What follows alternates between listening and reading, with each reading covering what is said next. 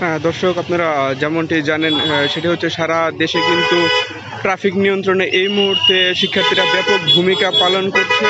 এবং শুধু রাজধানী ঢাকা নয়, ঢাকা ছাড়া যে জেলা শহর এবং উপজেলা শহরগুলো রয়েছে সেই উপজেলা শহরগুলোতেও কিন্তু শিক্ষার্থীরা তাদের নিজস্ব পরিশ্রমে এবং নিজস্বভাবে কিন্তু তারা ট্রাফিক নিয়ন্ত্রণে কাজ করছে।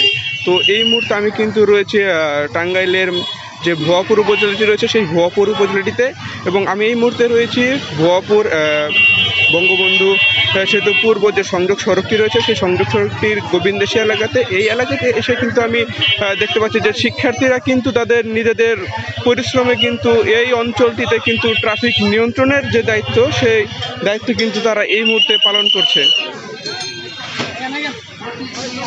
দর্শক, এই অঞ্চলটিতে কিন্তু সাধারণ শিক্ষার্থীর পাশাপাশি কিন্তু স্কাউট সদস্য যারা রয়েছেন তারাও কিন্তু এই অঞ্চলটিতে ট্রাফিকের দায়িত্ব পালন করছেন, এবং তাদের কিন্তু পদচারণায় কিন্তু এই অঞ্চল এবং এই রোডগুলোতে কিন্তু খুব স্বাচ্ছন্দ্যে যানবাহন চলাচল করছে, এবং কোনো প্রকার কিন্তু যানজটের আমরা এখনো পর্যন্ত দেখা পাইনি। তবে আমরা কথা বলেছি শিক্ষার্থীদের সাথে, তারা আমাদের কিন্তু স্বাচ্ছন্দ্যে তারা আমাদেরকে জানিয়েছে যে তারা কিন্তু নিজ উদ্যোগে এবং নিজ পরিশ্রমে কিন্তু তারা ট্রাফিকের দায়িত্ব পালন করছে। শিক্ষার্থীদের এই ধরনের স্বেচ্ছাশ্রম কেমন লাগতেছে, বা তারা কি নিজ উদ্যোগে কি করতেছে কিনা?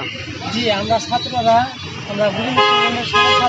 নিজের উদ্যোগে এই বৈষম্যবিরোধী ছাত্র আন্দোলন ইউনিয়ন কর্মসূচি নামে আমরা এখানকার ট্রাফিক নিয়ন্ত্রণ প্লাস বাজার মনিটরিং প্লাস অন্যান্য পরিষ্কার পরিচ্ছন্ন সেবা কর্ম তা আমরা নিজেদের উদ্যোগে অর্থায়নে করতেছি।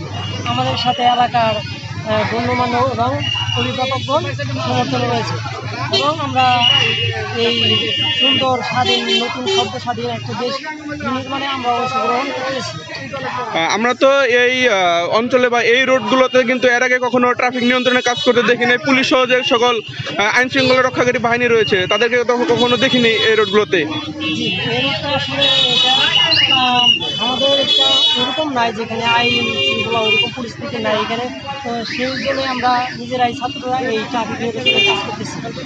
তবে শুধু এই অঞ্চলে, শুধু এই এলাকাটিতেই নয়, ভুয়াপুর যে উপজেলা পরিষদ রয়েছে এবং পরিষদের যে বাস স্ট্যান্ডগুলো রয়েছে সেই বাস স্ট্যান্ডগুলোতেও কিন্তু শিক্ষার্থীরা প্রতিনিয়তই তারা ট্রাফিক নিয়ন্ত্রণের কাজ করছে। এই ছিল আমার কাছ থেকে টাঙ্গাইলের ভুয়াপুর থেকে সর্বশেষ।